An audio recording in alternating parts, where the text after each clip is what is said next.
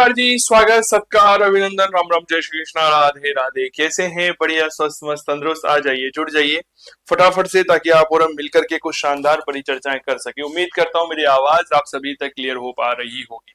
ठीक है, चलिए आज हम एक महत्वपूर्ण अध्याय को शुरू करने जा रहे हैं, जिससे पिछली बार परीक्षा में हमारे 8 प्रश्न पूछे गए थे। स्वागत है तेजाराम, लक्ष्मी, मंजू जी, बहुत बहुत अभिनंदन आप सभी का। जुड़ जाइए जितने भी प्यारे साथी हैं। चलिए, तो हम शुरू कर रहे हैं मूल रूप से मौर्योत्तर काल। बताइए टॉपिक क्या है आज का?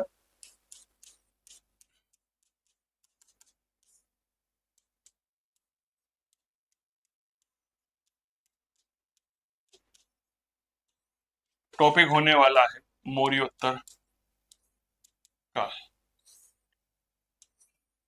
ठीक है,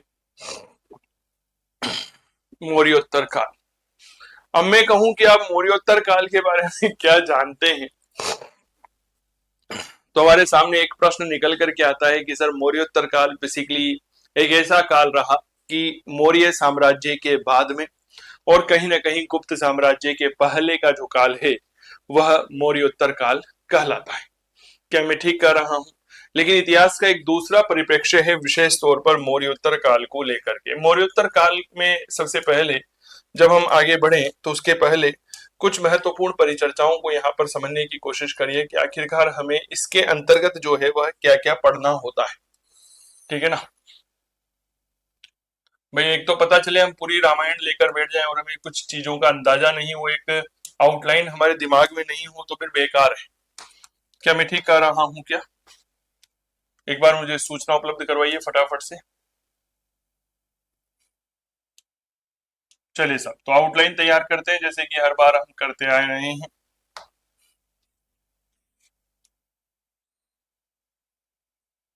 देखिए साहब, सबसे पहले हम इसमें देखते हैं कि हाँ, मौर्योत्तर काल का इंट्रोडक्शन यानी कि परिचय। ठीक है, परिचय पढ़ने के बाद हम इसमें पढ़ते हैं प्रमुख राजवंश।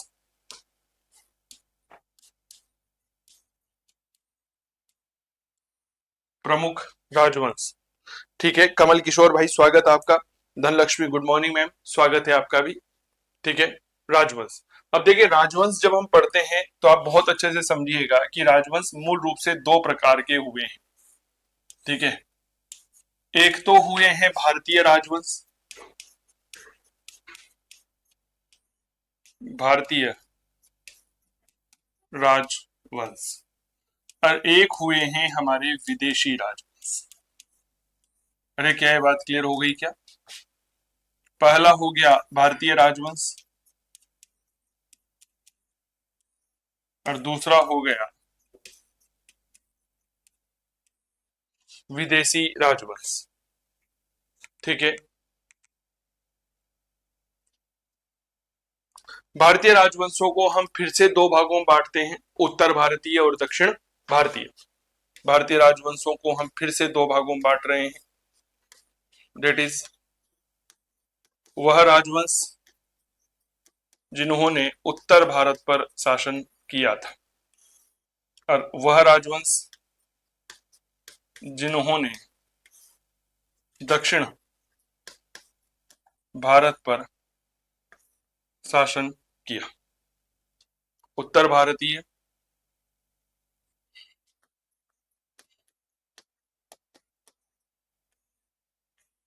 ठीक है, और यहां पर हो जाते हैं दक्षिण भारतीय। ठीक है, चलिए, उत्तर भारत में मौर्य साम्राज्य में अंतिम शासक हुआ करता था, आपको पता होगा, डेट वॉज वृहदत्त। ठीक है, वृहदत्त की हत्या कर दी जाती है किसके द्वारा? याद रखिएगा, पुष्यमित्र शुंग के द्वारा, और भारत में स्थापित किया जाता है शुंग राजवंश। ठीक है, यह पहला। शुंग के बाद हमारे भारत में आया कर्ण राजवंश। ठीक है, तो इसी प्रकार हम जब दक्षिणी भारत के राजवंशों की परिचर्चा करते हैं जो मौर्य काल में पढ़ना, मौर्योत्तर काल में पढ़ना होता है, तो इसमें सबसे पहले आता है आंध्र सातवाहन। क्या नाम आता है? आंध्र सातवाहन। और दूसरा आता है चेदी राजवंश, जो मूल रूप से कलिंग में जिन्होंने शासन किया था। ठीक है, कलिंग में जिन्होंने शासन किया था। तारा जी गुड मॉर्निंग मैम, स्वागत आपका।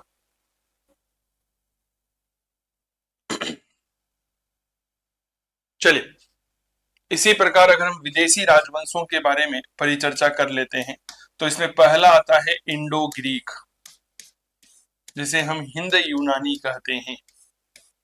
बताओ क्या कहते हैं हम इन्हें?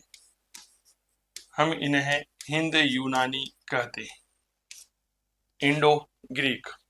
ठीक है, इसके बाद दूसरा आता है पल्लव।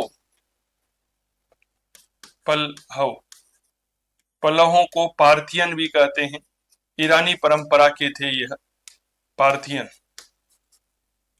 पल्लव या हम इन्हें कह सकते हैं पार्थियन।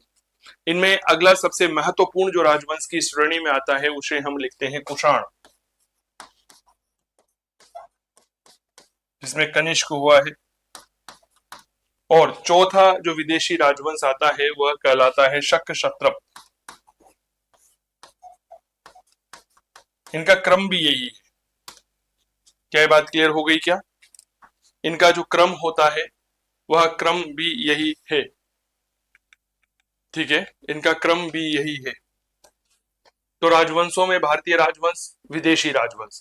भारतीयों में उत्तर भारतीय शुंग कण्व, दक्षिण भारतीय आंध्र सातवाहन और मेरे दोस्त याद रखिएगा चेदी राजवंश।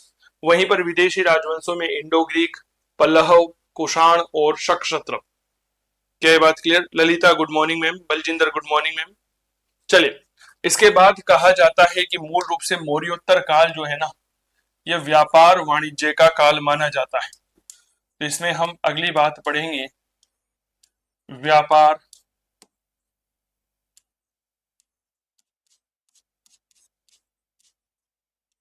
वाणिज्य। अगली क्या बात पढ़ेंगे हम? व्यापार वाणिज्य की बात करेंगे। ठीक है, क्या मैं इसमें साहित्य पर भी परिचर्चा कर लेंगे क्या? बताइए। बिल्कुल करेंगे सर, कोई दिक्कत नहीं है, साहित्य पर बात करेंगे। साहित्य के बाद में थोड़ी सी परिचर्चा प्रशासन के बारे में कर लेंगे, यहाँ पर प्रशासनिक स्थिति कैसी थी। ठीक है, प्रशासन के बाद में हम अर्थव्यवस्था की बात करेंगे।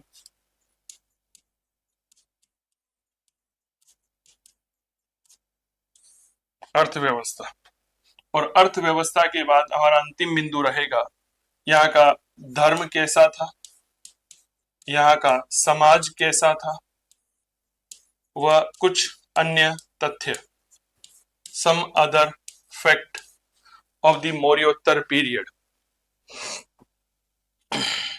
ठीक है, लिख लो, कुछ अन्य काल।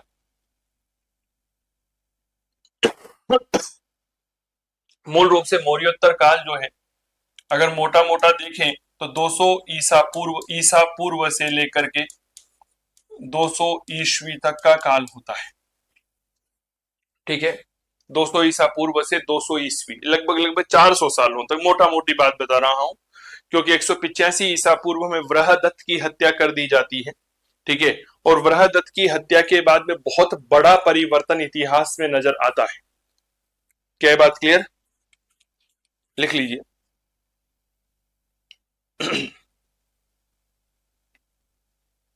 बहुत बढ़िया। चलिए, थोड़ा सा इतिहास को आगे बढ़ाया जाए।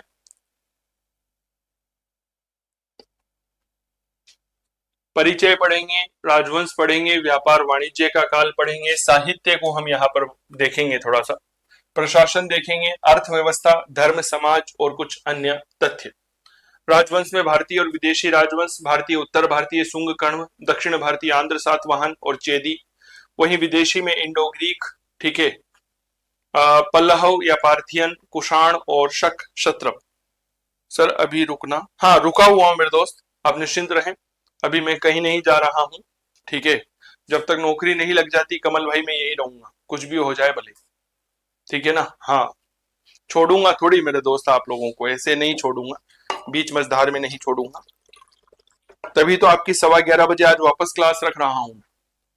ठीक है ना, ये क्लास कंप्लीट होने के बाद में 11:15 बजे अगली क्लास हम आपके लिए रखेंगे। क्या ये बात क्लियर हो गई? 11:15 बजे आपके लिए अगली क्लास भी रखेंगे, ठीक है। 5-7 मिनट ऊपर नीचे हो सकती है, हो सकता है 11:05 पे शुरू हो जाए, हो सकता है 11:10, 11:20, लेकिन 11:15 के आसपास एक क्लास रखेंगे। 11:15 फाइनल कर लेते हैं, ठीक है ना। 11:15 बजे एक और क्लास आपकी रहेगी। चलिए अब थोड़ा सा सबसे पहला जो हमारा यहाँ पर पार्ट आता है मौर्योत्तर काल, वो होता है परिचय, इंट्रोडक्शन। व्हाट वाज द मौर्योत्तर period in our Indian history. बिल्कुल सिंपल सी भाषा में समझने की कोशिश करिएगा। मूल रूप से भारत के इतिहास का एक ऐसा काल था जिसमें मौर्य साम्राज्य के पतन की प्रक्रिया आरंभ हुई, गुप्त साम्राज्य के शुरुआत की या गुप्त साम्राज्य की स्थापना की प्रक्रिया शुरू होती है। उन दोनों के बीच का काल जो है वह मौर्योत्तर काल कहलाता है, ठीक है। व्हाट वाज द मौर्योत्तर काल, बिल्कुल सिंपल सी भाषा में समझिएगा। तो मूल रूप से मौर्य साम्राज्य का पतन, ठीक है, मौर्य साम्राज्य का पतन। यहां पर हमने लिख लिया मौर्योत्तर काल, ठीक है। गुप्त साम्राज्य की स्थापना,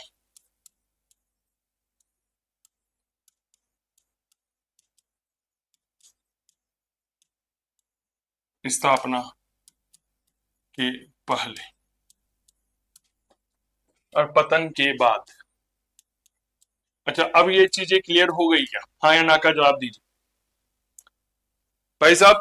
ये जो एक लाइन मैंने लिखी है ना कि मौर्योत्तर काल क्या है, तो मौर्य साम्राज्य का पतन के बाद और गुप्त साम्राज्य के बाले के काल की जो है उसे ही हम क्या कहते हैं, उसे हम मूल रूप से मौर्योत्तर काल के रूप में जानते हैं। तो मुझे लगता है कि इसमें कोई अतिशयोक्ति आपको नहीं होगी, ठीक है मेरे प्यारे साथियों। यह एक ऐसा काल रहा, बहुत अच्छे से सुनिएगा। देखो, अगर परिवार में जब कोई छोटा व्यक्ति होता है ना तो उसको कोई महत्व नहीं दिया जाता। क्या मैं ठीक कर रहा हूं क्या? परिवार में अगर कोई छोटा व्यक्ति होगा तो उसको कोई महत्व नहीं दिया जाता, ठीक है। उसकी सब अवहेलना करते हैं, सब बोलते हैं जी ये क्या समझता है, तो छोटा बच्चा है, ठीक है। तो उसी तरह मौर्योत्तर काल में क्या हुआ, ये छोटे छोटे राजवंश थे। आप में से अधिकतर विद्यार्थियों ने केवल 3 या 4 ही राजवंश पढ़े होंगे। सुंग पढ़ लिया होगा, आंध्र सातवाहनों को पढ़ लिया होगा, कुषाणों को पढ़ लिया होगा, ठीक है। कण्व, चेदी, पल्लव, इनका नाम तो आपने कभी सुना ही नहीं होगा, ठीक है। छोटे छोटे राजवंश थे और इन छोटे राजवंशों में भी विदेशी राजवंशों का प्रभाव कुछ ज्यादा ही था। अधिकतर जो है उनमें विदेशी राजवंश था, प्रभाव भी इनका ज्यादा था। इसीलिए जो भारतीय इतिहासकार हुए हैं, ठीक है, इन भारतीय इतिहासकारों ने मौर्योत्तर काल के बारे में क्या कहा जी, ये तो बेकार का काल है, इसको तो इतिहास में से हटा दिया जाना चाहिए। 2012-13 में एक लंबी चौड़ी बहस हुई दिल्ली के विज्ञान भवन में, जब अखिल भारतीय इतिहास परिषद की बैठक हुई थी। तो उसमें कुछ इतिहासकार, मैं नाम यहाँ पर नहीं लूंगा, आप सब गूगल करिएगा तो आपको जरूर मिल जाएगा। तो नई दिल्ली के विज्ञान भवन में 2011-12 में अखिल भारतीय इतिहास परिषद की बैठक होती है। उसमें कुछ इतिहासकारों ने कहा, क्या कहा कि हमें हमारे पाठ्यक्रम में से मौर्योत्तर काल, पोस्ट मौर्यन इरा जो है इसे हटा दिया जाना चाहिए, क्योंकि यह इतिहास का अंधकार युग है, इतिहास का डार्क एज है। It was the dark age of Indian history, यह भारतीय इतिहास का अंधकार का काल था। तो कुछ इतिहासकार ऐसे भी थे जैसे कि मैंने इतिहास के प्रत्येक पहलू को खुद ने महसूस किया है, इसलिए मैं आपको बता रहा हूं। तो कुछ ऐसे इतिहासकार थे जो भारतीय इतिहास के बेहद समर्थक थे। उन्होंने कहा कि देखो, जिसे आप अंधकार का काल कह रहे हो ना, यह मूल रूप से एक ऐसा काल था जिसने भारत की व्यापारिक स्थिति को सुदृढ़ किया, जिसने भारत के व्यापार को यूनान तक पहुंचाया, रोम तक पहुंचाया था, ठीक है। अनेक रोमन इतिहासकारों ने भारतीय व्यापार की प्रशंसा की है, भारतीय वस्तुओं की प्रशंसा की है। भारत में कई सारे बंदरगाहों का विकास हुआ, भारत में कई सारे व्यापारी आने लगे। तो इससे आप इसे अंधकार का काल तो नहीं कह सकते, थोड़ा सा परिवर्तन का काल कह सकते हो। वास्तविकता में यह एक व्यापार, वाणिज्य, सांस्कृतिक सम्मिलन और मेरे दोस्त भारत के सांस्कृतिक समागम का एक काल था। क्या ये बात क्लियर हो गई? तो ये ऐसा कहना कि साहब ये डार्क एज था, ये थोड़ा सा सही नहीं होता। तो एक लाइन लिखिएगा, इस काल में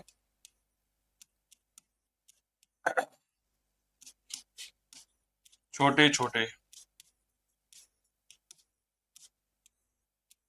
राजवंश हुए, जिनमें भी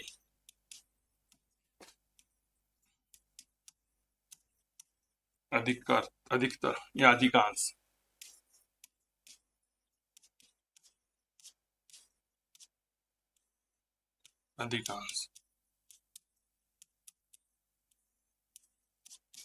विदेशी राजवंश थे। अधिकांश कौन से राजवंश थे? विदेशी राजवंश थे।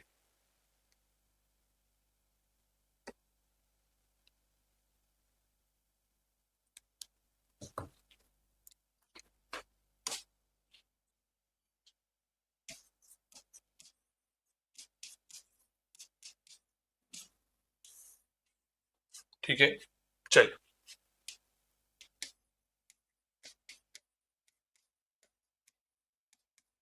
इतिहासकारों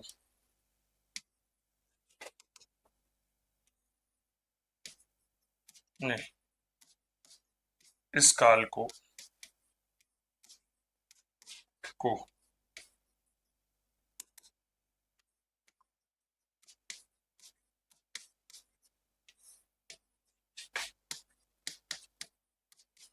भारतीय इतिहास का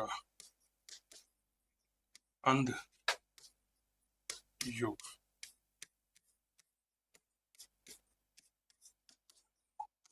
dark age of Indian history कहा,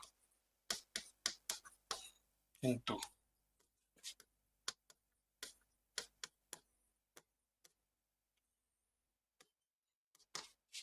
वास्तविकता में यह भारतीय व्यापार वाणिज्य के विकास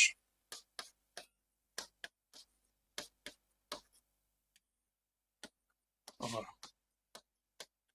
विभिन्न सांस्कृतिक समागम व विभिन्न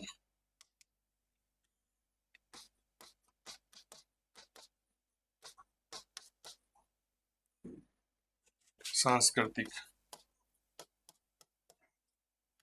समागम का काल था। यह अंध युग नहीं था, ये बात याद रखना। यह भारतीय व्यापार वाणिज्य के विकास और विभिन्न सांस्कृतिक समागम का काल था। सांस्कृतिक समागम का तात्पर्य क्या होता है? सांस्कृतिक समागम का तात्पर्य होता है कि विभिन्न संस्कृतियां भारत में आई और भारत में आकर के जो है मेरे प्यारे साथियों, उन्होंने इस भारतीय संस्कृति में वह बहुत अच्छे से घुल मिल गई। क्लियर हो गई? इसीलिए इसे क्या कहा गया? सांस्कृतिक समागम का काल कहा गया। यह कोई अंधकार का काल नहीं था। मैं थोड़ी देर नहीं, लगभग 5-7 क्लासों के बाद जब मैं इसके व्यापार वाणिज्य की बात करूंगा ना, तो आप खुद ही कहेंगे सर, वास्तविकता में मौर्योत्तर काल जो है ये भारतीय इतिहास का एक आईना था, जिसने दुनिया को भारत की ताकत के बारे में अवगत करवाया कि हाँ, कोई ऐसा देश भी है हमारे यहाँ पर जिस देश ने व्यापारिक समृद्धिता का प्रतीक बना है। ठीक है, लिख लीजिए।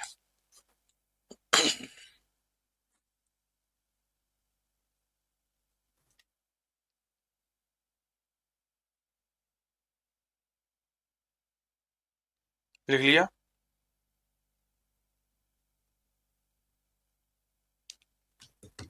चलिए आगे बढ़े मेरे प्यारे साथियों। हमारा पहला जो अध्याय आता है, पहला टॉपिक आता है, इसे कहा जाता है सुंग राजवंश।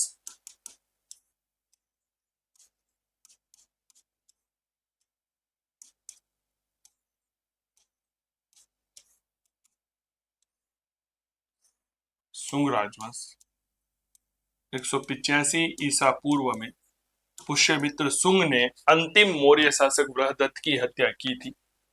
उसके बाद इस राजवंश की स्थापना होती है, जो मूल रूप से लगभग 75 ईसा पूर्व तक रहा। 110 वर्षों तक शासन किया और इन 110 वर्षों के टाइम पीरियड में कुल 10 शासक हुए। कितने राजा हुए हैं? कुल 10 राजा यहां पर देखने को मिलते हैं। ठीक है,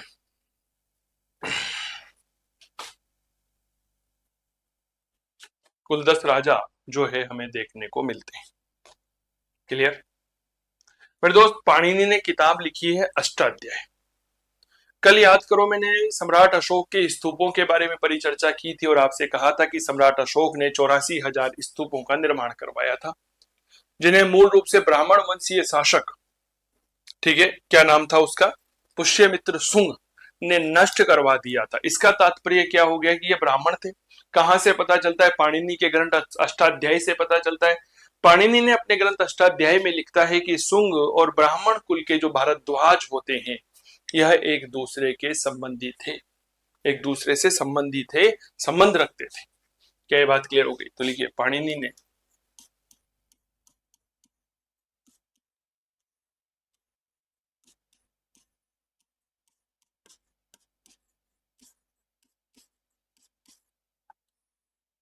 अष्टाध्यायी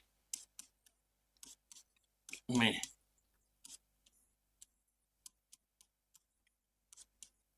लिखा है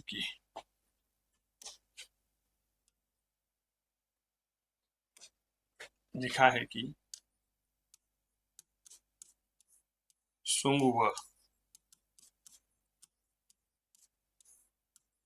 ब्राह्मण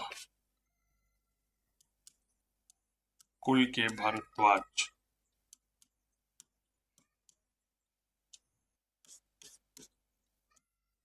एक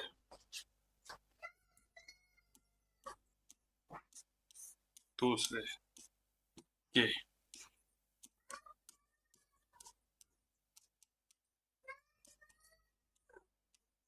संबंधी थे। एक लाइन लिख दीजिए कि सुंग और ब्राह्मण कुल के भारद्वाज एक दूसरे से संबंधित थे।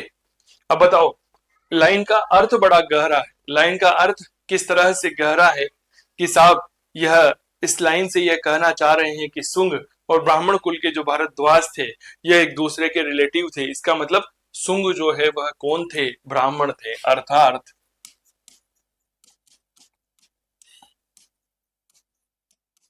सुंग शासक ब्राह्मण थे। अरे क्या यह बात क्लियर हो गई क्या? हाँ या ना का जवाब दीजिए। अर्थात सुंग शासक क्या थे? ब्राह्मण थे। और ब्राह्मणों में भी किसके? याद रखना, भारद्वाज जो होते हैं ना, आपने पढ़ा होगा, आपके कई सारे दोस्त होंगे भारद्वाज। जैसे एक मेरा भारद्वाज नाम का एक दोस्त है, धीरज भारद्वाज, बड़ा अजीज मित्र है सर, ठीक है ना, तो ब्राह्मण है वह। ठीक है, ये बात क्लियर। अब यहाँ पर प्रश्न का प्रारूप देखिए, निम्नलिखित में से किस ग्रंथ में सुंगों को ब्राह्मण बताया गया है? प्रश्न क्या बनेगा? निम्नलिखित में से किस ग्रंथ में सुंगों को ब्राह्मण बताया गया है? तो याद रखना, पाणिनि के अष्टाध्याय में सुंगों को ब्राह्मण बताया गया है। कर लोगे क्या? बताओ ना मुझे, गलत तो नहीं करोगे ना? बहुत बढ़िया। चले, पहला जो राजा आता है उसका नाम आता है पुष्यमित्र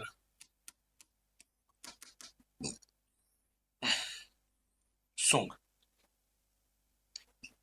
पुष्यमित्र सुंग, भरद्वाज पुत्र गुरु द्रोणाचार्य। हाँ, बिल्कुल ठीक कर रहे हो तेजराम, बिल्कुल मेरे दोस्त। तो हमने तो सिंपल यहाँ पर लिख दिया कि भारद्वाजों से इनका संबंध स्थापित किया गया है। सीधी सी बात है कि यह कौन थे? ब्राह्मण थे।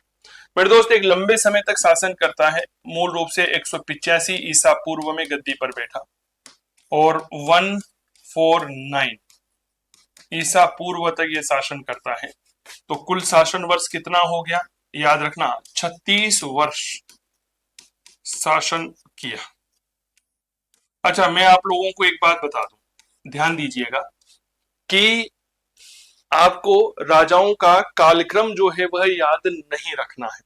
ये जो मैंने मोबाइल नंबर लिखा है ना, राजा के पुष्यमित्र सुंग के 185149, ये आपको याद नहीं रखना है, लेकिन जो महत्वपूर्ण राजा है उनका टाइम पीरियड याद रखना।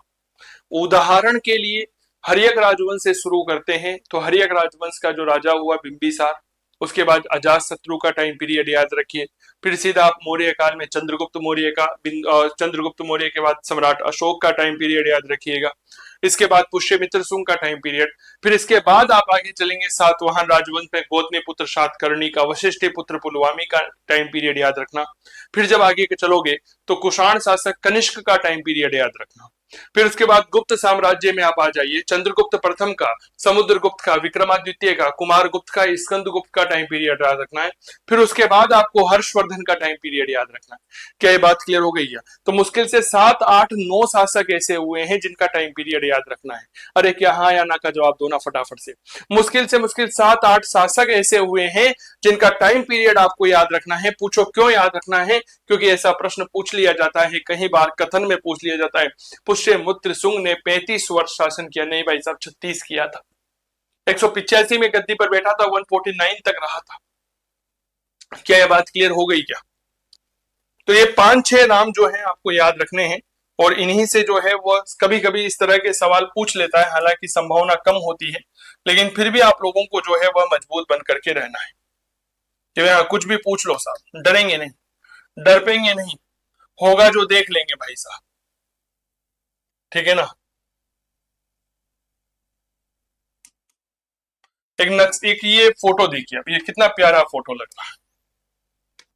ये मूर्ति दिख रही है क्या? ये मूर्ति पुष्यमित्र सुंग की है। किसकी है ये मूर्ति? यह पुष्यमित्र सुंग की प्रतिमा है। हाँ जो भी है तेजाराम, मैंने तो आपको बहुत आसान कर दिया इतिहास। क्या मैं ठीक कर रहा हूं क्या? नहीं तो मेरे दोस्त, मेरे विद्यार्थी तो पूरा का पूरा याद कर लेते और उनसे कंफ्यूजन की स्थिति हो जाती है। ऐसा नहीं करना है आपको, ठीक है। चलिए,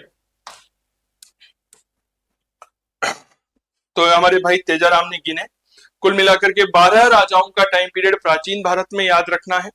मध्यकाल के भारत की जब चर्चा करूंगा तो मुश्किल से मुश्किल 10-12 नाम वहां पर आएंगे, जिसमें मुगल काल के शासक तो ऑटोमेटिक ही याद हो जाते हैं, उसमें तो कोई दिक्कत ही नहीं है। आधुनिक भारत में राजा हुए नहीं है, 2-4-5 को छोड़ दे, तो जैसे मैसूर का टीपू सुल्तान हो गया, इस तरह के 2-4 नाम को छोड़ दिया तो बहुत ज्यादा परेशानी वाली बात नहीं आती है। क्या ये बात क्लियर हो गई? अगर आप कहोगे तो ये प्राचीन भारत के जितने भी राजा मैंने बताए हैं ना, जिनका टाइम पीरियड आपको याद रखना है, ये मैं अलग से लिखवा दूंगा अगर आप कहोगे तो, ठीक है। चलिए, पुष्यमित्र सुंग के बारे में पहली बात तो ये बात याद रखना कि यह संस्थापक था, ठीक है, पहली बात फाउंडर। दूसरी बात 185 ईसा पूर्व में, ये हम पहले भी लिख चुके हैं, में इसने अंतिम मौर्य शासक वृहदत्त की हत्या कर सुंग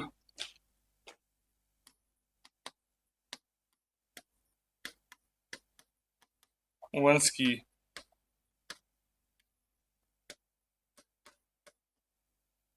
स्थापना की। हाँ हाँ, क्या बात है, देखो हमारे विद्यार्थी कितने बढ़िया है ना, इन्होंने सीधा बोल दिया सर, ये मजा आ गया, ये बहुत बढ़िया किया आप कि हाँ आप ही लिखवा देना। अरे मेरे छोरे छोरियों, मेरे मास्टरों मास्टरनियों, थोड़ी सी मेहनत तो खुद भी किया करो। ये बोल देते नहीं नहीं सर हम ही लिख लेंगे, सर हम लिख लेंगे, आपको चिंता करने की आवश्यकता नहीं है सर, हम लिख लेंगे। नहीं, लेकिन हमारे विद्यार्थी क्या बोले, हाँ सर ये बहुत अच्छा रहेगा, मजा आ गया, लाडू फूट गए मन में कि सर सीधा सीधा पका पकाया माल दे रहे। चलिए कोई बात नहीं है, कोशिश करूंगा मैं ही आपको लिखवा दूंगा ताकि आपको कोई परेशानी ना हो, ठीक है। चलिए इसकी राजधानी लिख लीजिए,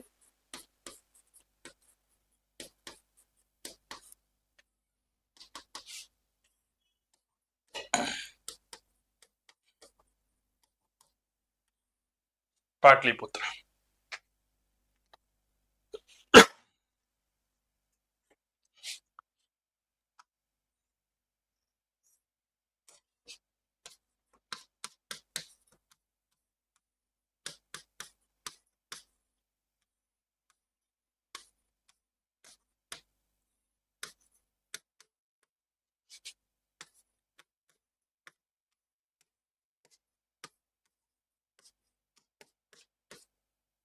लिख लीजिए।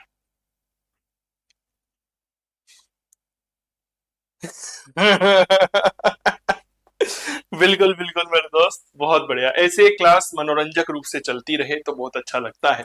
अच्छा, एक सवाल यूजीसी नेट में पूछा गया तो मुझे लगता है कि इस बार आपकी परीक्षा में आने की संभावना है कि किस प्राचीन शासक को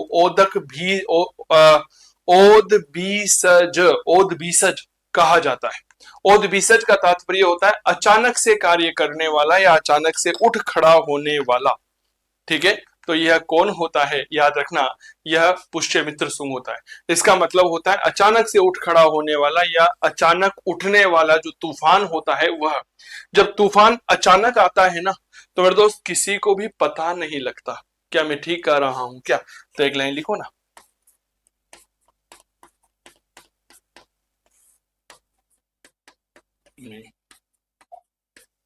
इसे किसे?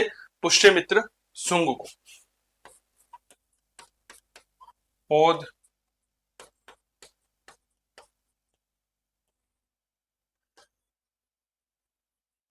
बीसज, अर्थ अचानक उठने वाला तूफान, ओद बीसज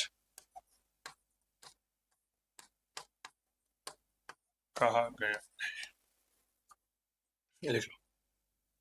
एक नया तथ्य, क्या मैं ठीक कह रहा हूं क्या? एक नया तथ्य आपको नजर आ रहा होगा। ओदभीसज कहा गया है। ओदभीसज का तात्पर्य है अचानक उठने वाला तूफान। चलो सर, आपको एक बार सुंग राजवंश ने जहां जहां शासन किया वह भी देख लीजिए ताकि आपको एक आइडिया लग जाएगा कि साहब ये सुंग जो है यह कहां कहां फैले हुए थे। देखो सर, आपको एक भूभाग नजर आ रहा होगा, ये जितना भी मैं इसको हाईलाइट कर दे रहा हूं,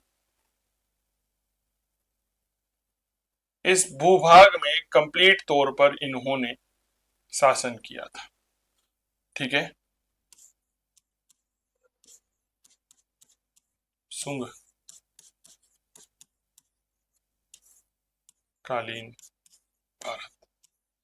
तो मैं ऐसा कह सकता हूं क्या, हाँ या ना का जवाब दीजिएगा, कि मूल रूप से जो मौर्य साम्राज्य था उस मौर्य साम्राज्य के अस्थि अवशेषों पर ही मेरे प्यारे साथियों शुंग राज्य की स्थापना हुई थी। ठीक है, कल मैंने एक बात की थी आप लोगों से कि हम सुंग साम्राज्य के शासक पुष्यमित्र सुंग जो है इसकी धार्मिक नीति के बारे में बताऊंगा। कही थी या नहीं थी? तो चलिए थोड़ा सा एक हेडिंग डालिए, सब हेडिंग डालिएगा, पुष्यमित्र सुंग की धार्मिक नीति। अच्छा, एक बात मैं बता दूं, पुष्यमित्र सुंग का कोड तो मैंने लिखा है नहीं, बताओ कोड क्या रहेगा? पुष्यमित्र सुंग रहेगा, पीएस रहेगा। जहां पर भी मैं पीएस लिख दूंगा तो आपको याद रखना कि पीएस का मतलब पुष्यमित्र सुंग होता है। ठीक है, लिखिएगा।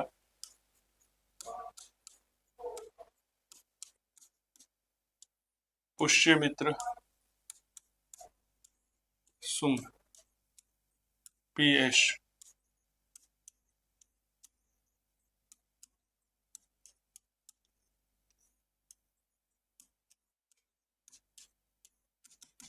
धार्मिक नीति, रिलीजियस पॉलिसी ऑफ पुष्यमित्र सुंग।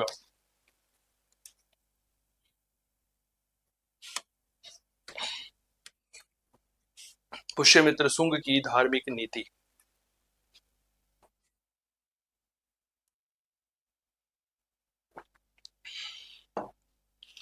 देखो, मूल रूप से व्यक्ति होता कैसा है और दिखाता कैसा है। देखो, जब मैं पुष्यमित्र सुंग के बारे में बात करता हूं ना, तो इसने मूल रूप से धर्म सहिष्णुता की नीति को अपनाया। ठीक है, धर्म सहिष्णुता का मतलब है कि सभी धर्म जो हैं वह क्या है, समान है। इसने कभी भी किसी भी धर्म में कोई भेदभाव नहीं किया। लेकिन मेरे प्यारे साथियों, जो बौद्ध ग्रंथ है ना, उन बौद्ध ग्रंथों ने तो इसके खिलाफ कंप्लीट रूप से जहर उगला है। क्या ये बात क्लियर हो गई क्या? बौद्ध ग्रंथ जो हैं, बहुत अच्छे से समझिएगा, बौद्ध ग्रंथों ने इसे बौद्ध विरोधी बताया, बौद्ध विरोधी बताया कि भाई साहब ये तो इतना ज्यादा बौद्ध विरोधी था कि इसने तो यह तक कह दिया कि जो भी मुझे भिक्षु का सिर ला करके देगा उसको मैं 1000 दिनार का इनाम दूंगा। मेरे दोस्त, अगर ये ऐसा करता, स्वाभाविक बात है, तो फिर इतिहास में जब हम देखते हैं कि इसने सांची, जो मध्य प्रदेश में शानदार स्तूप है, ठीक है, और मेरे दोस्त जो भरूच स्तूप है, इन भरूच स्तूपों की रेलिंग यह क्यों बनाता? अरे क्या मैं ठीक कह रहा हूं क्या? स्तूपों की रेलिंग का निर्माण यह क्यों करवाता, अगर ये सही कह रहा हूं तो? ठीक है मेरे दोस्त, कहीं पर भी हमें इस तरह का कोई साक्ष्य देखने को नहीं मिलता है ऐतिहासिक तौर पर, केवल और केवल बौद्ध ग्रंथों के अलावा, कि पुष्यमित्र सुंग ने बौद्ध धर्म को एक तरह से गाली दी हो, या मैं सीधी सी भाषा में यह कहूं कि बौद्ध धर्म का विरोध किया हो। क्या ये बात क्लियर हो गई? केवल और केवल बौद्ध ग्रंथ जो है ये पुष्यमित्र सुंग को बौद्ध विरोधी बताते हैं, ये बात थोड़ा सा याद रखना। इसके अलावा कहीं भी कोई दूसरा ऐतिहासिक साक्ष्य देखने को नहीं मिलता।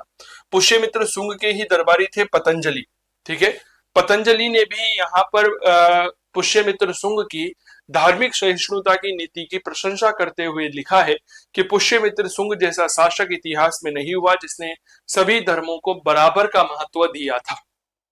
क्या ये बात क्लियर हो गई क्या? चले, तो लिखिए कुछ बातें जो आपको यहां पर लिखनी चाहिए। पुष्यमित्र सुंग ने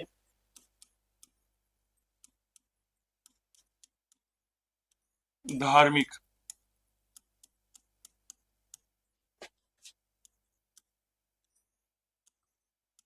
सहिष्णुता की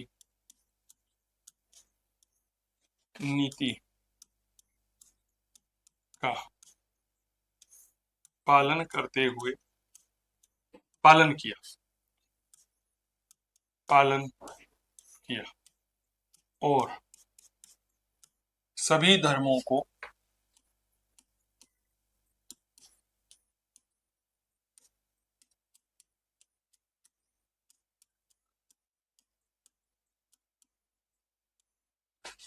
समान महत्व दिया। किंतु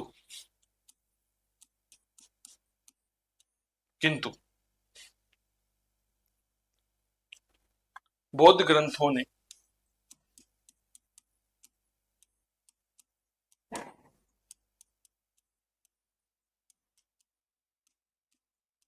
इसे बौद्ध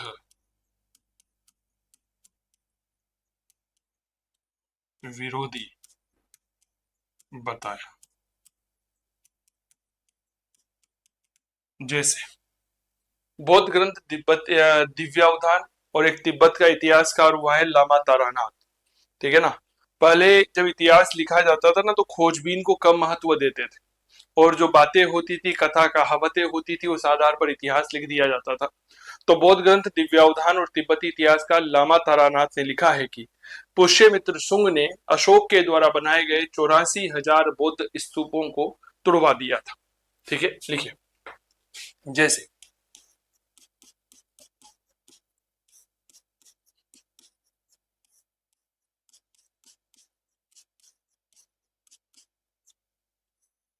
दिव्यावधान व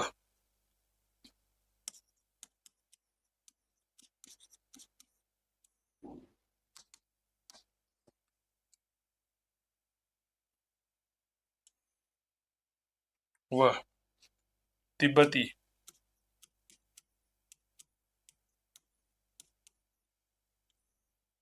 इतिहासकार लामा तारानाथ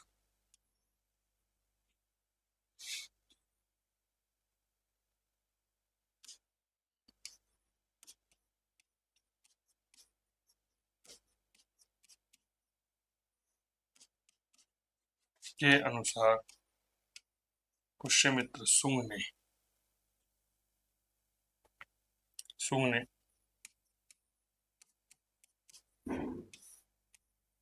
अशोक द्वारा बनवाए गए 84,000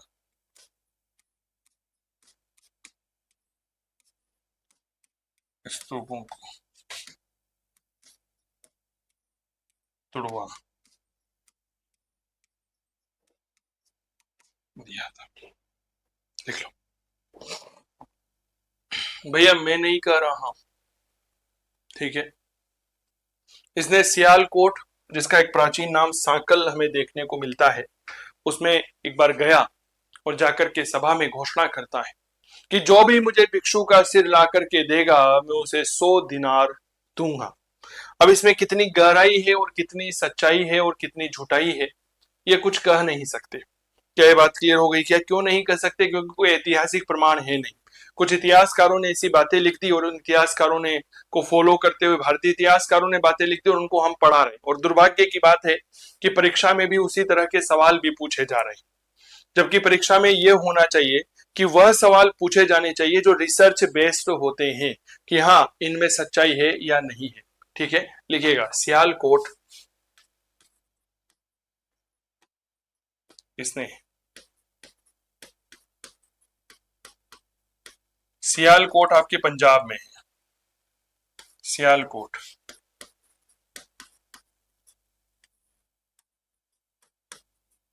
प्राचीन नाम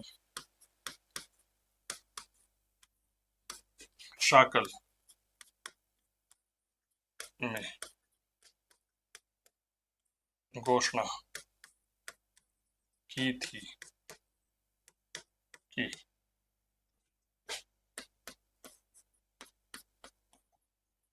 जो भी मुझे बुद्ध भिक्षु का सिर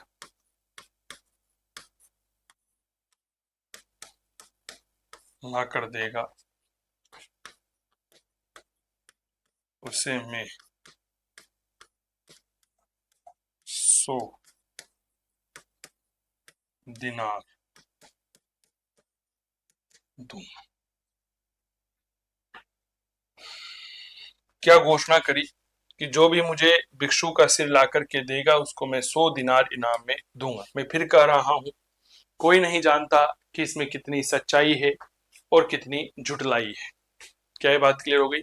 अगर ये ऐसा था तो फिर इसने सांची और भरूच जो है उन स्तूपों की रेलिंग का निर्माण क्यों करवाया? यह इतिहासकारों के बीच में आज भी प्रश्न का एक प्रश्नवाचक चिन्ह बना हुआ है कि आखिर इसने ऐसा क्यों किया। क्या मैं ठीक कर रहा हूं? लिखिए, फिर भी इसने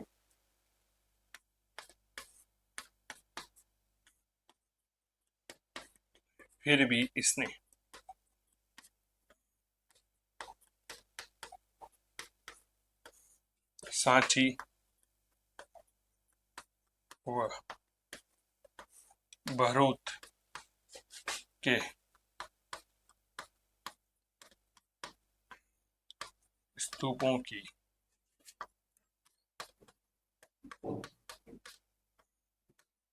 रेलिंग का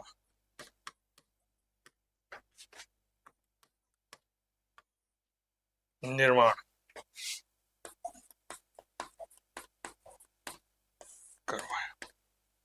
मूल रूप से इतिहास क्या है? इतिहास वही तो है जो इतिहासकारों के द्वारा लिखा जाता है। क्या मैं ठीक कर रहा हूं? क्या इतिहास क्या है? इतिहास वही तो है जो इतिहासकारों मंजू जी कर रही हैं सर 100 है या 1000 है, वो एक बार चेक कर लेंगे। शायद वो 1000 ही है, मैंने भी 1000 ही पढ़ा है। ठीक है, वो 1000 ही है। सही कह रही हैं मंजू आप, मैंने भी 1000 ही पढ़ा है। चलिए कोई बात नहीं है, अपने मुद्दे पर आते हैं अभी। देखिए, इतिहास क्या है? मूल रूप से इतिहास वो है कि जो इतिहासकारों के द्वारा लिख दिया जाता है। अब कई सारे इतिहासकार क्या है, इतिहास लिखते समय रिसर्च नहीं करते, शोध नहीं करते कि हमें क्या लिखना चाहिए और क्या नहीं लिखना चाहिए। उनके मन में जो आता है वही लिख देते हैं और फिर वही हमें पढ़ाया जाता है। ठीक है, हाँ 1000 कर दिया है, वो इतना बड़ा मुद्दा नहीं है। ठीक है, अब मेरे प्यारे साथियों, गलती ये है कि हम भी वही पढ़ते हैं सर, और वहीं से सवाल आते हैं। लेकिन हाँ, आने वाले समय में इस तरह की गतिविधियां बदलेगी, क्योंकि आपको पता होगा कि अभी जो मोदी सरकार केंद्र में है, इन्होंने भारत के इतिहास का पुनर्लेखन का कार्य जो है वह शुरू करवा दिया है, पता है आप लोगों को। और इस भारतीय इतिहास के पुनर्लेखन के कार्य में लगभग लगभग 200 से ज्यादा इतिहासकारों को शामिल किया गया है।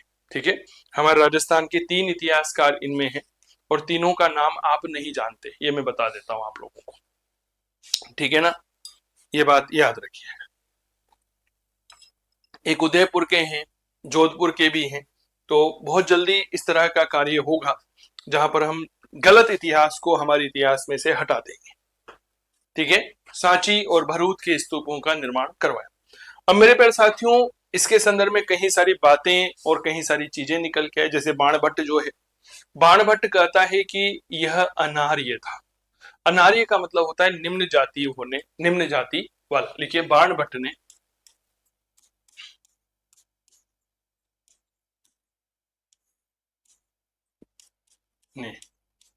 पुष्यमित्र शुंग को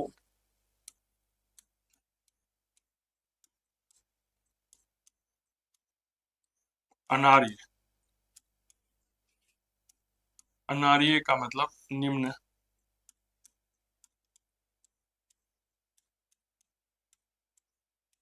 अनार्य कहा है। क्या कहा है? अनार्य कहा है। प्रश्न डायरेक्ट पूछा जाएगा, किस इतिहासकार ने, किस लेखक ने पुष्यमित्र को अनार्य की संज्ञा दी है? ठीक है, यह बाणभट्ट होगा। ठीक है, आगे बढ़े। इसका शासनकाल, मूल रूप से पुष्यमित्र का जो शासनकाल है, यह वैदिक पुनर्जागरण का काल था, हिंदू धर्म के जागरण का काल था, क्योंकि इसके समय हिंदू धर्म का पुनरुत्थान हुआ। कैसे हुआ, थोड़ा सा इतिहास में समझिए। मूल रूप से मौर्य काल, मौर्य काल में चंद्रगुप्त मौर्य ने जैन धर्म को संरक्षण दिया। यहीं से हमारे ब्राह्मण धर्म की गतिहीनता आनी शुरू हो गई। इसके बाद जब हम परिचर्चा करते हैं बिंदुसार की, बिंदुसार ने आजीवक धर्म को संरक्षण दिया। क्या बात क्लियर हो गई? सम्राट अशोक की बात करते हैं तो याद रखना, इसने बौद्ध धर्म को संरक्षण दिया। यानी कि इस पूरी प्रतिक्रिया में हमारा जो ब्राह्मण धर्म था, एक तरफ से जो हिंदू धर्म था, यह हिंदू धर्म क्या होने लग गया, समाप्ति की प्रक्रिया पर आ गया था।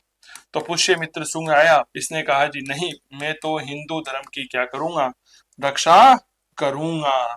तो इसका शासनकाल इसीलिए क्या कहलाता है, पुष्यमित्र का शासनकाल कहलाता है वैदिक पुनर्जागरण का काल या हिंदू धर्म के जागरण का काल। लिखिए, पुष्यमित्र शुंग का शासनकाल, पीएस ने ऐसे लिखिए, पीएस ने,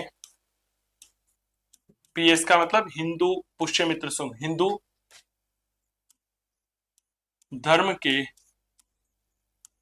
पुनरुत्थान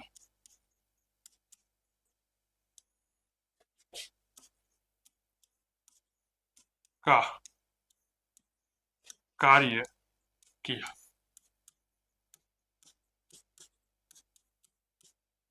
इसलिए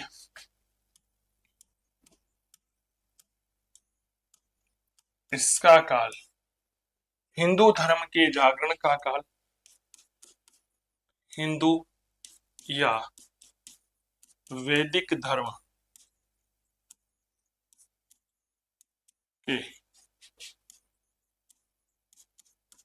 पुनर्जागरण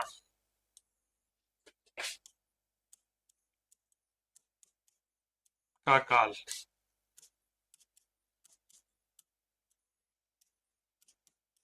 कहलाता है। लिख लो। कभी पढ़ा है आपने ये सब चीजें? बताओ मुझे।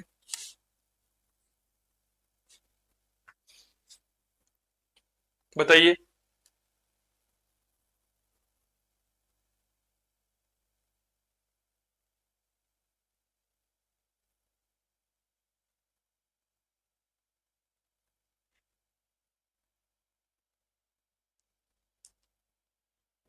चलिए, यहां तक लिखे हुए 1 मिनट में आपसे मुलाकात करता हूं।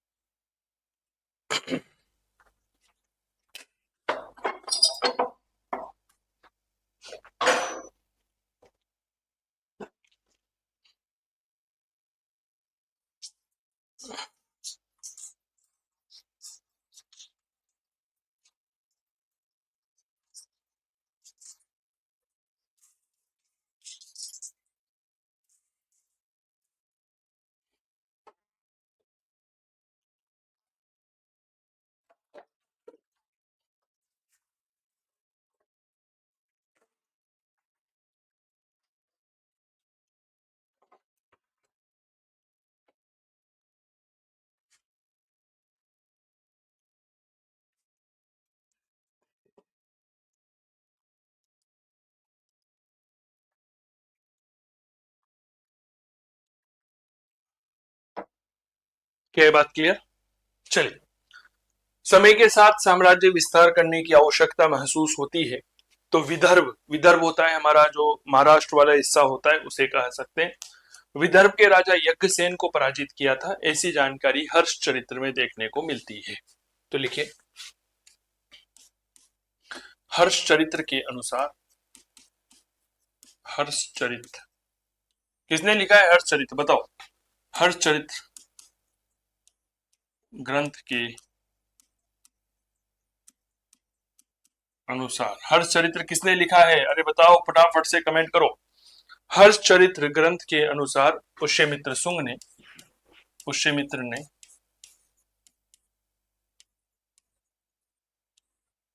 विदर्भ के राजा, विदर्भ का एक राजा हुआ करता था यज्ञसेन,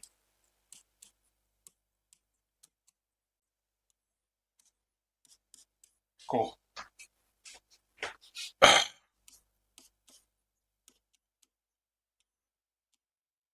पराजित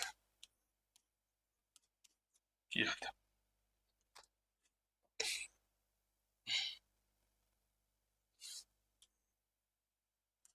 लिख लो। बिल्कुल ठीक कर रहे हो, बाण भट्ट ने। वेरी गुड, बहुत बढ़िया। ठीक है, लिख लो।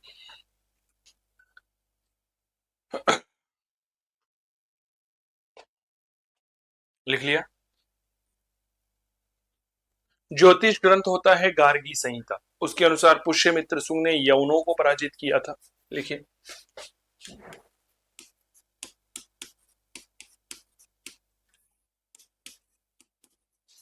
ज्योतिष ग्रंथ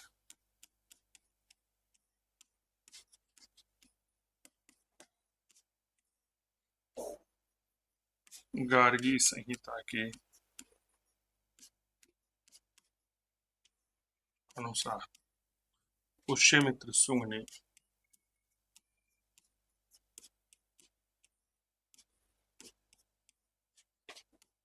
यवनों को पराजित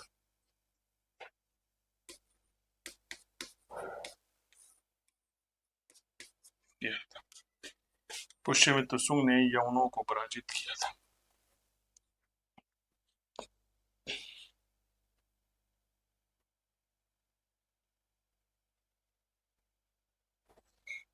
लिख लिया। चल, पुष्यमित्र के सुंग जो है, इसके समकालीन बहुत प्रसिद्ध लेखक हुए हैं, एक दार्शनिक हुए हैं, नाम है पतंजलि। ठीक है, इन्होंने पाणिनि के अष्टाध्यायी पर महाभाष्य नाम का ग्रंथ लिखा था। ठीक है, पतंजलि का महाभाष्य और पाणिनि का अष्टाध्यायी। थोड़ी देर पहले हमने परिचर्चा की थी, आपको पता होगा। ये रहा, कहाँ गया? ये रहा, पाणिनि का अष्टाध्यायी।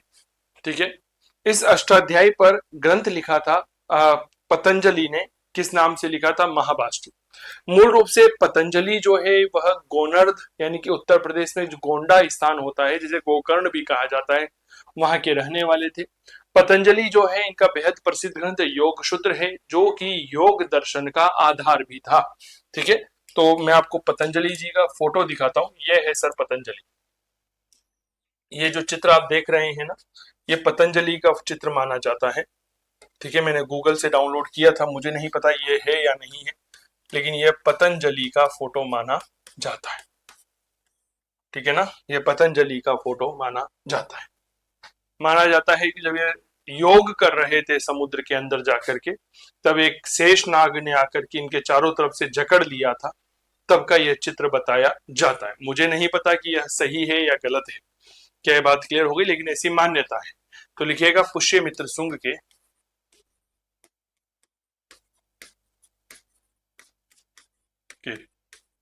समकालीन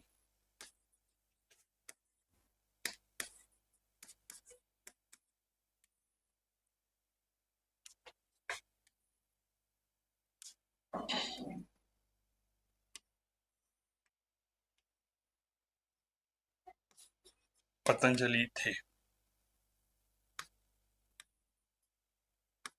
जो जो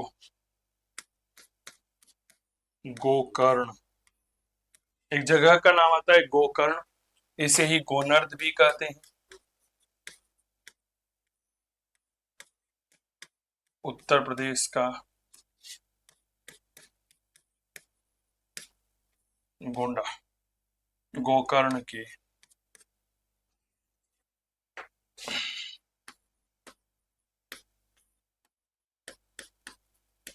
रहने वाले थे। ठीक है, चलिए इनके बारे में दो तीन लाइनें। इन्होंने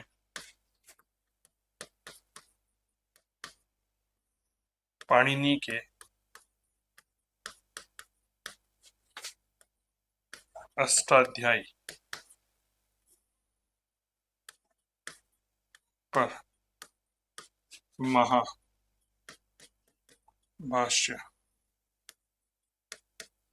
नामक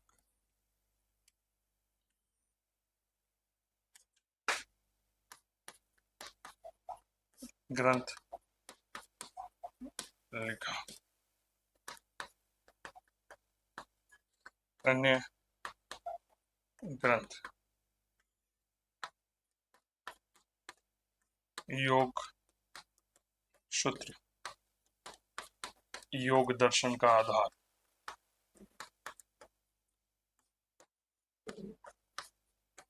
भाई साहब, हम में से प्रत्येक व्यक्ति को योग करना चाहिए। ठीक है ना, हम में से प्रत्येक व्यक्ति को योग करना चाहिए। ऐसा कहते ना कि ये करो योग रहो निरोग, लेकिन हम में से अधिकतर विद्यार्थी, अधिकतर लोग जो है वो योग करते ही नहीं है, जबकि पाश्चात्य देशों में क्या हो रहा है, लोग योग को अपना रहे हैं, हम योग की आलोचना कर रहे हैं। मेरी बात आप समझिएगा, ये बहुत गलत बात है। मुझसे खुद डॉक्टर ने कह रखा है कि आप योग करें, प्राणायाम करें, रोज 5 किलोमीटर पैदल चलें, लेकिन हो ही नहीं पाता है। मेरी बात समझिएगा, वर्कलोड इतना ज्यादा होता है कि रात को लगभग 1:30-2 तो सोने में बच जाती है। ठीक है, और फिर सुबह क्लास होती है, तो भागा दौड़ी थोड़ी ज्यादा हो जाती है, समय निकालना थोड़ा सा मुश्किल होता है। इसीलिए तो कभी कभी क्लास स्टार्ट करने में 10-15 मिनट की देरी हो जाती है। ये इसका मूल कारण यही होता है, क्योंकि रात भर पढ़ते हैं। अभी मौर्योत्तर काल है, यूं ही थोड़ी है साहब पढ़ाना। आपको लगता है कि पढ़ाना बहुत सरल है, नहीं साहब। आरएस और आईएएस के बच्चों को पढ़ाना बहुत सरल है, उनको पढ़ाना दुनिया का सबसे सरल काम है। लेकिन विशेष तौर पर जो वनडे एग्जाम जैसे assistant professor, UGC net, first grade, PGT की तैयारी कर रहे हैं, इन विद्यार्थियों को पढ़ाना बहुत कठिन है। पूछो क्यों कठिन है? क्योंकि इन्हें पहले से ज्ञान होता है कि भाई हाँ ये होगा, ये होगा, ये होगा। जबकि जो आरएस आईएएस के विद्यार्थी होते हैं वो बीए पास, ग्रेजुएशन वाले होते हैं, साइंस में इसके ज्यादातर विद्यार्थी आते हैं, उनको कुछ भी पढ़ा दो। क्या ये बात क्लियर हो गई क्या? और उनके तो प्रवचन और चलते हैं। बाबा जी जो है वो कुर्सी पर आकर के बैठ जाएंगे स्टूल पर और प्रवचन देंगे, तो उनके प्रवचन और चलते हैं, उन्हीं में खुश रहते हैं। तभी तो आप आरएस की मेरिट देखो कितनी कम हो गई है। क्यों? क्योंकि सीरियस कैंडिडेट रहे नहीं है। ये वास्तविकता बता रहा हूं मैं आप लोगों को। ठीक है, तो पतंजलि के बारे में हमने जान लिया। अब पतंजलि जो है ना, इन्होंने पुष्यमित्र शुंग से 2 अश्वमेध यज्ञ करवाए थे साहब। ठीक है, वो भी मैं बताऊंगा, लेकिन उसके पहले एक छोटा सा नोट डाल करके एक बात लिख लीजिए, इधर लिख लीजिए नोट। एक शब्द आता है जिसे मुनित्रय कहा जाता है। मुनित्रय में 3 मुनियों को शामिल किया जाता है। मुनित्रय में पहले तो आते हैं पाणिनि, दूसरे आते हैं पतंजलि। पाणिनि ने कौन सी किताब लिखी? अष्टाध्याय। पतंजलि ने महाभाष्य लिखा, और मेरे बड़े साथियों योग सूत्र लिखा। एक आता है कात्यायनन।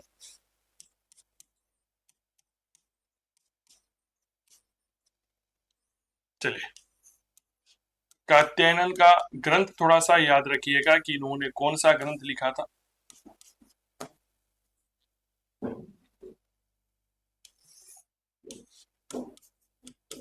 यह आपकी परीक्षा में आ सकता है।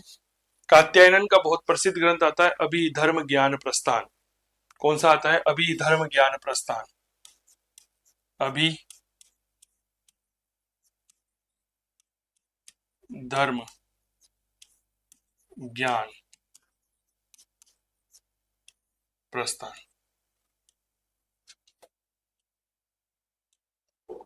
अभी धर्म ज्ञान प्रस्थान, इसको आप अभी धर्म ज्ञान और प्रस्थान इस तरह से लिख सकते हैं। तो मुनि त्रय में 3 मुनि शामिल किए जाते हैं, 3 ऋषि शामिल किए जाते हैं। पहले आते हैं हमारे पाणिनि साहब, जिन्होंने अष्टाध्यायी लिखा, पतंजलि जिन्होंने महाभाष्य लिखा, और कात्यायनन। कात्यायनन की किताब अभी धर्म प्रस्थान।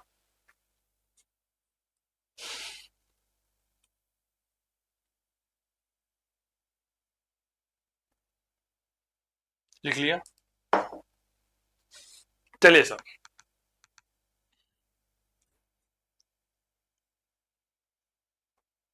पुष्यमित्र शुंग ने 2 अश्वमेध यज्ञ किए थे अपने जीवन काल में।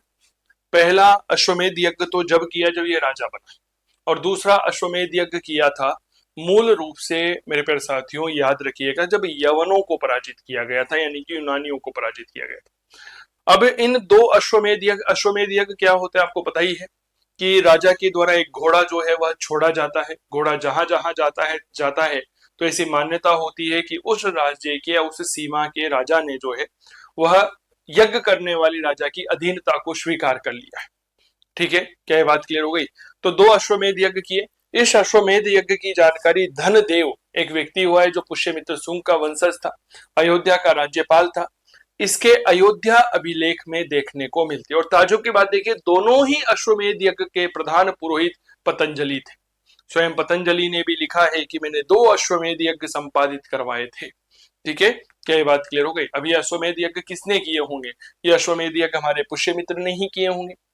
अयोध्या अभिलेख में पुष्यमित्र शुंग को दी अश्वमेध जाई याजी कहा गया है। क्या ये बात क्लियर हो गई? तो चलिए कुछ बातें लिखते हैं। पुष्यमित्र शुंग ने 2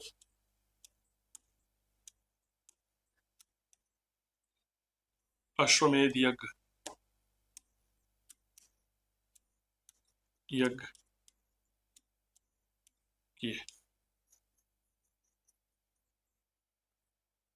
ठीक है, पहला शासक बनने पर, दूसरा यवनों को हराने पर,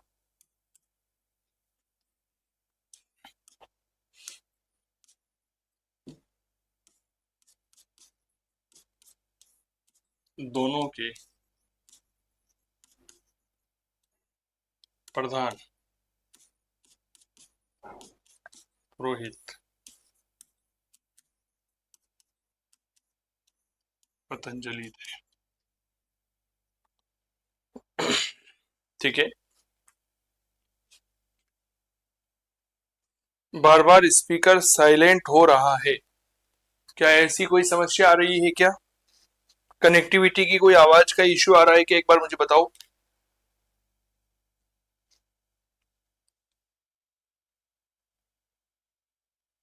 एक बार कमेंट करिए। बार बार स्पीकर जो है वह साइलेंट हो रहा है।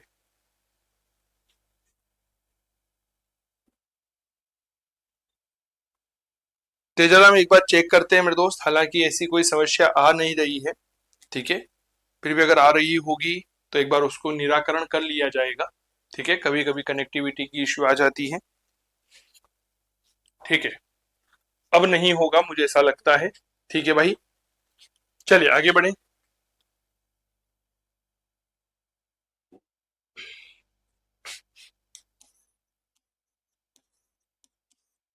इनकी जानकारी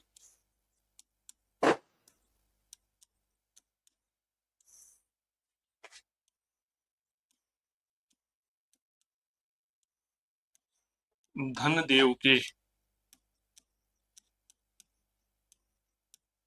अयोध्या लेख से मिलती है। अयोध्या अभिलेख से मिलती है। अभिलेख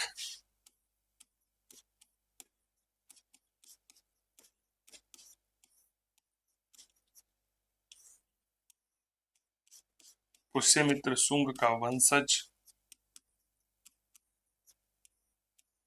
वह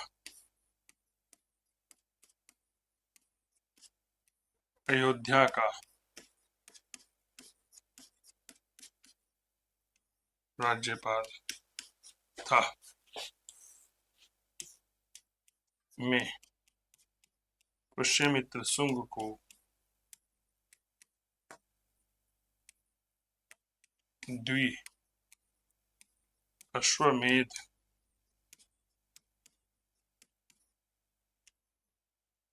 याजी कहा गया। ठीक है, अर्थात दो अश्वमेध यज्ञ करने वाला। ठीक है,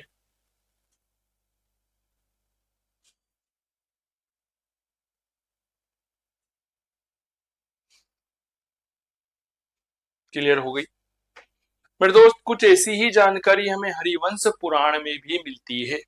आप याद करो, पुराणों में अचानक उठने वाले तूफान को क्या कहा गया है? ओद बीसज कहा गया है। थोड़ी देर पहले लिखवाया था मैंने, ये लिखा ओद बीसज कहा गया है।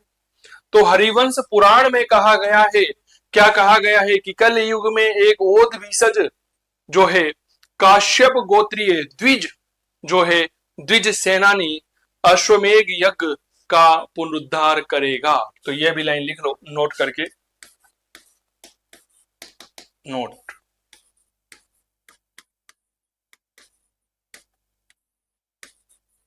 हरिवंश पुराण में भी कहा गया है कि कल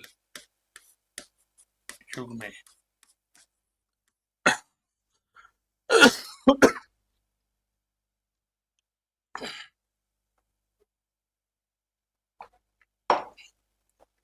कलयुग में एक ओद बीसज कश्यप गोत्री, काश्यप गोत्री द्विज अश्वमेध यज्ञ का पुनरुद्धार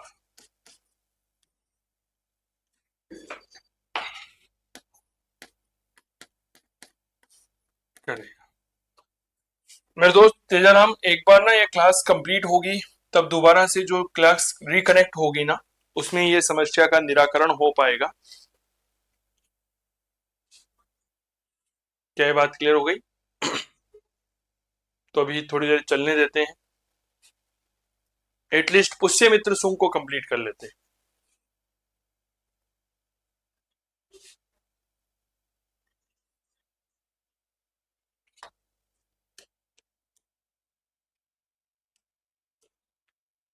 चलिए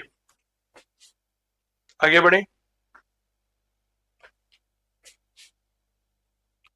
बेसिकली नया सिस्टम लिया है, नया माइक का सिस्टम है, ब्लूटूथ के माध्यम से कनेक्ट होता है, तो कभी कभी कनेक्टिविटी का इश्यू आ जाता है। मैं मान के चलता हूं कि अश्वमेध यज्ञ के संदर्भ में जितनी भी जानकारियां हैं, जहां जहां से प्रश्न बन सकता है, वो मैंने क्लियर कर दी। कि पहला राजा बनने पर किया था, दूसरा यवनों को हराने पर। दोनों के प्रधान पुरोहित पतंजलि थे। जानकारी धनदेव के अयोध्या विलेख से मिलती है। धनदेव पुष्यमित्र सुंग का वंशज था और अयोध्या का राज्यपाल था। इसमें पुष्यमित्र सुंग को द्वि अश्वमेध याजी कहा गया है। हरिवंश पुराण में भी कहा गया है, कलयुग में एक ओद बीसज काश्यप गोत्री द्विज अश्वमेध यज्ञ का पुनरुद्धार करेगा। ठीक है, चले। सुंग काल में ही मनु ने मनु स्मृति की रचना की थी। एक लाइन और लिख लो। सुंग काल में ही मनु ने विधि विषयक ग्रंथ, विधि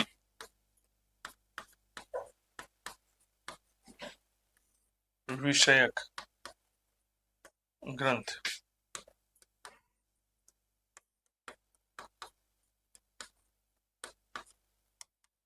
मनु स्मृति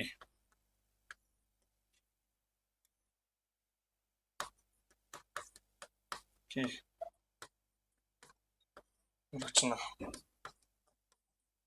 की थी। लिख लो, आराम से लिखो, कहीं कोई जल्दी नहीं है मेरे दोस्त, आराम से लिखिए।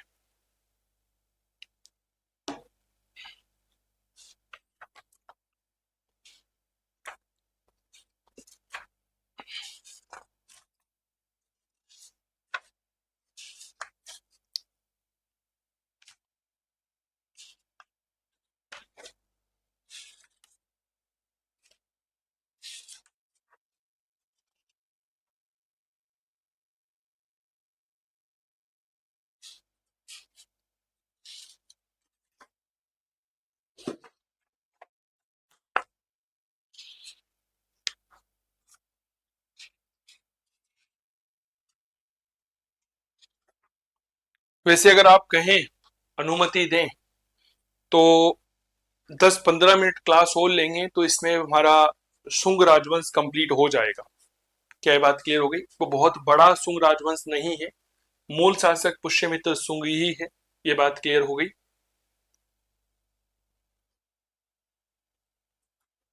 चले, इसके बाद इसका बेटा गद्दी पर बैठा, जिसका नाम आता है अग्निमित्र शुंग।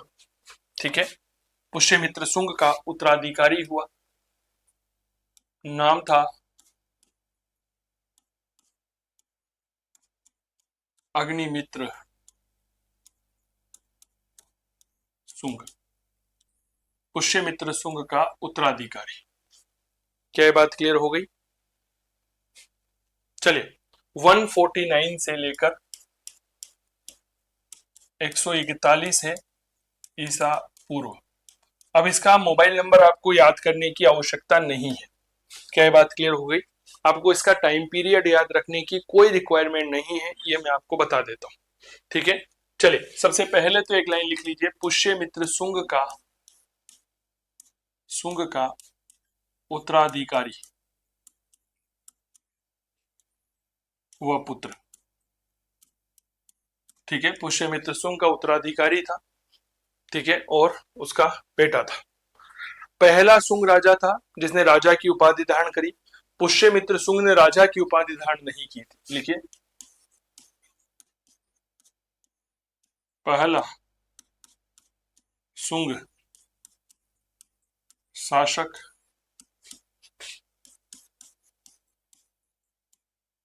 जिसने राजा की उपाधि धारण की, राजा की उपाधि धारण की थी। कालिदास ने किताब लिखी है मालविका अग्निमित्रम। मूल रूप से मालविका अग्निमित्र में मालवा की राजकुमारी मालविका और अग्निमित्र शुंग जो है, इन दोनों की प्रेम कथा का वर्णन आया है। भाई साहब, राजा राजकुमारी से ही प्रेम करेगा। तो अग्निमित्र जब विदिशा मध्य प्रदेश का राज्यपाल नियुक्त हुआ, तो एक बार की बात है, यह मालवा की राजकुमारी मालविका से मिला, बाजार गया हुआ था जी सब्जी रोटी लेने के लिए, क्योंकि उस समय शादी नहीं हुई थी अग्निमित्र की। तो उसी समय उसी सब्जी रोटी की दुकान पर मालवा की राजकुमारी मालविका भी आई थी, ठीक है, रोटी पैक करवाने के लिए। तो वो पढ़ाई करती थी वहां पर। तो मेरे दोस्त, मालविका अग्निमित्र के अनुसार अग्निमित्र ने मालविका को देखा, मालविका ने अग्निमित्र को देखा, दोनों में नैन मटक्का होने लगा, और नैन मटक्का होकर ही उसी तंदूर पर इन दोनों ने साथ में जीने मरने की कस्में खाने लगे। तो इसमें मूल रूप से कालिदास के ग्रंथ मालविका अग्निमित्र में अग्निमित्र और मालवा की राजकुमारी मालविका की प्रेम कथा का वर्णन है। महत्वपूर्ण बात यह है कि इस मालविका अग्निमित्र में इस अग्निमित्र शुंग को विदिशा का शासक बताया गया है। साथ ही इस अग्निमित्र को बैम्बिक वंश का और कश्यप गोत्र का बताया गया है। तो लिखिए कालिदास के ग्रंथ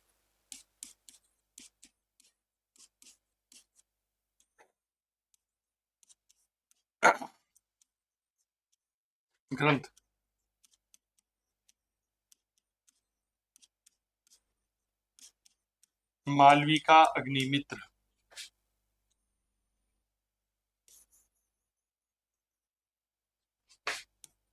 में अग्नि मित्र को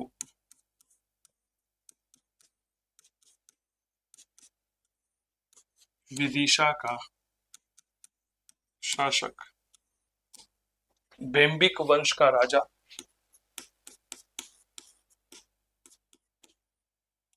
बैम्बिक वंश का राजा व कश्यप गोत्र का बताया गया है, गोत्र का बताया गया। अग्निमित्र को विदिशा का राजा बताया, बैम्बिक वंश का राजा बताया, और कश्यप गोत्र में उत्पन्न कश्यप गोत्र में उत्पन्न कश्यप गोत्र में उत्पन्न कश्यप गोत्र में उत्पन्न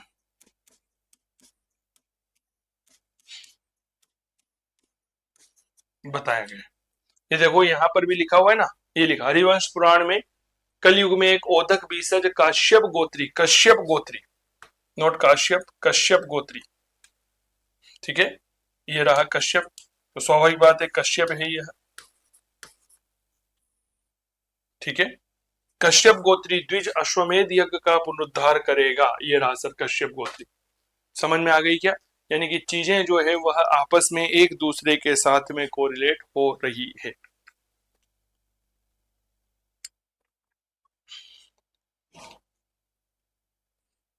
चलिए, इसके बाद में अगला राजा आता है भागभद्र।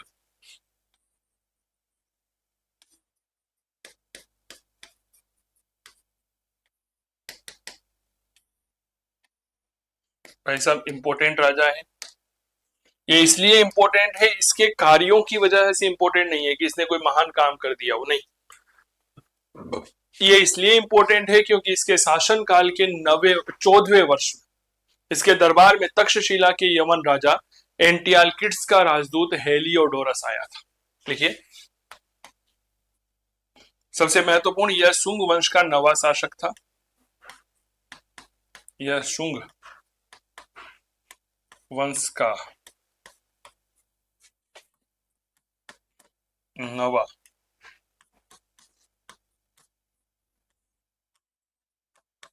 शासक था। इसके शासन के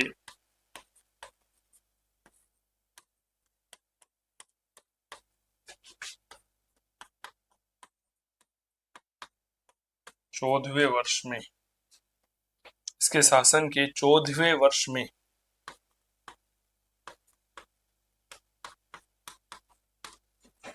तक्षशिला के यवन राजा एंटियालकिड्स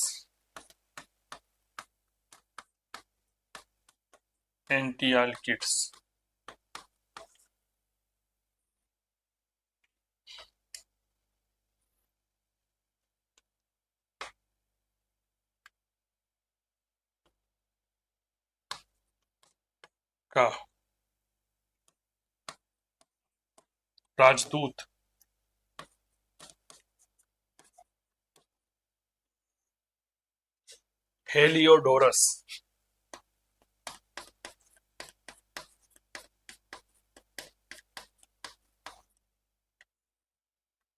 हेलियोडोरस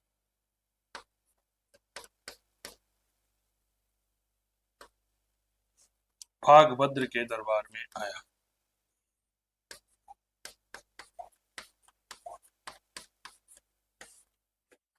दरबार में इसके शासन के 14वें वर्ष में तक्षशिला के यवन राजा एंटियालकिड्स का राजदूत हेलियोडोरस दरबार में आया था। इसके दरबार में आया था।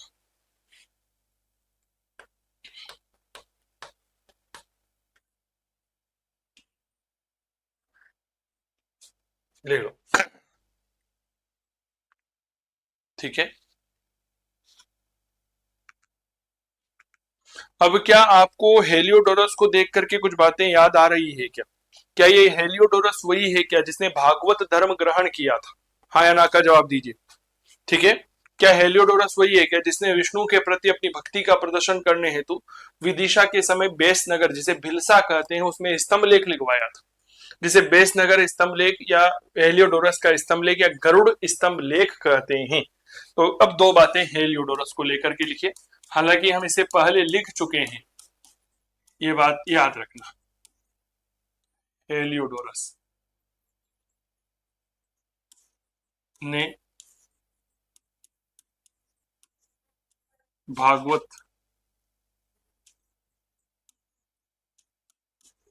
धर्म ग्रहण किया। वह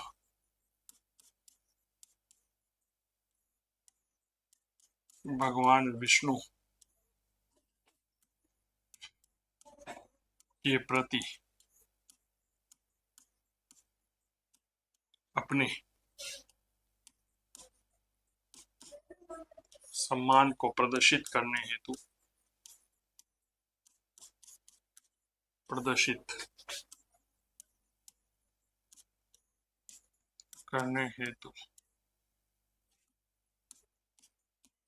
इसने मध्य प्रदेश के विदिशा के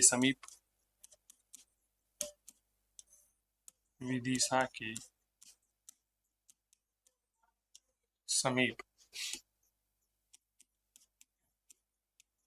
बिलसा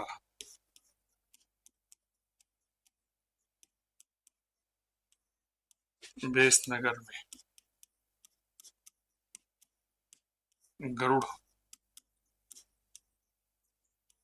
स्तंभ लेख बेसनगर स्तंभ लेख या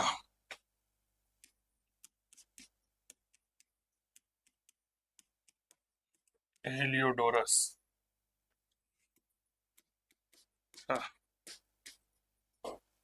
स्तंभ लेख लगवाया। अब ये मैं आपको इसकी जानकारी जो है पहले दे चुका हूं, क्या मैं ठीक कर रहा हूं? तो मैं अब इसके बारे में आपको जानकारी नहीं दूंगा कि भागवत धर्म की जानकारी देने वाला पहला अभिलेखीय साक्ष्य है। इसमें हेलियोडोरस को भागवत, वासुदेव को देव देवश कहा गया है। ठीक है, इसमें दम यानी कि आत्म संयम, त्याग और अप्रमदा यानी कि अच्छे कार्य से स्वर्ग प्राप्त किया जा सकता है, इसकी जानकारी मिलती है। मैं नहीं लिखवाऊंगा क्योंकि हम पहले लिख चुके हैं। अरे एक बार हाँ या ना का जवाब तो दिया करो मेरे वीरों, मेरे वीरांगनाओं। ये है सर बेस नगर का स्तंभ अभिलेख, आप देख लीजिए एक बार। ठीक है, ये बेस नगर का स्तंभ लेख है, इस तरह से लगा हुआ है मूल रूप से। इसको छोटा कर देते हैं फिर थोड़ा सा, और इसको इधर ले लेते हैं, इसको कट करें तो ठीक रहेगा। ये लो सर, ये लो सर, ये लो, इसको लंबा कर लो, थोड़ा सा छोटा कर लो। ठीक है, चलिए हमारे भाई तेजाराम कुछ जो कहना चाह रहे हैं। हेलो हेलो हेलो, चलिए यहाँ तक बात क्लियर हो गई। ये बेस नगर का स्तंभ लेख है। जब आप इसको डिटेल करते हैं तो यहाँ पर आपको इसमें कुछ अक्षर देखने को मिलेंगे। इसका पूरा आर्किटेक्चर मैंने आपको समझा रखा है। तो ये है सर वह खंबा। ठीक है, कोई बात नहीं है भाई।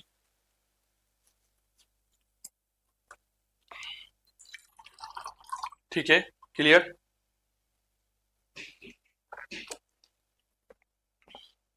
चलिए, इसके बाद हमारे अगला जो शासक गद्दी पर बैठा, इसका नाम आता है देवभूति।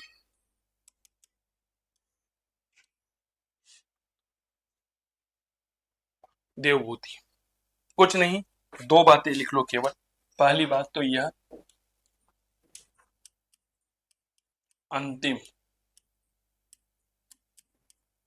शुंग शासक। ठीक है, तीसरी बात यह है 75 ईसा पूर्व में वासुदेव ने इसकी हत्या करी और हत्या करके कर्ण वंश की स्थापना करी। लिखिए 75 ईसा पूर्व में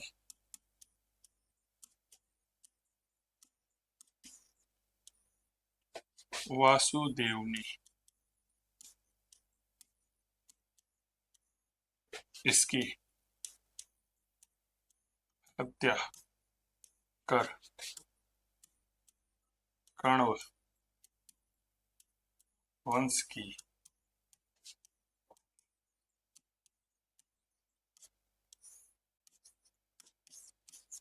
स्थापना की।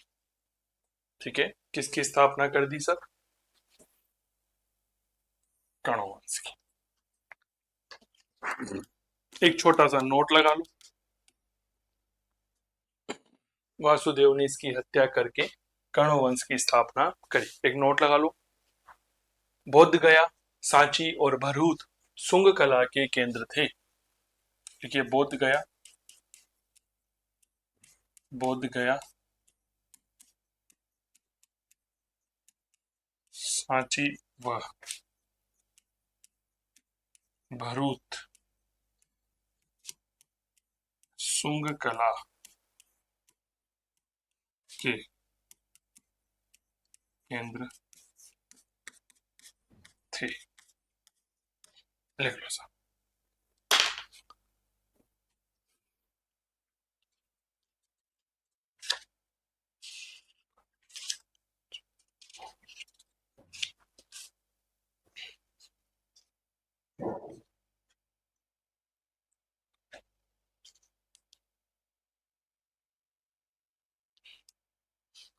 चलिए साहब, तो अभी इस क्लास को यहीं समाप्त करते हैं और हम मेरे प्यारे साथियों 11:15 बजे वापस मिलेंगे और अगला हम कंटिन्यू करेंगे 11:15 पर। बहुत बहुत धन्यवाद, नमस्कार।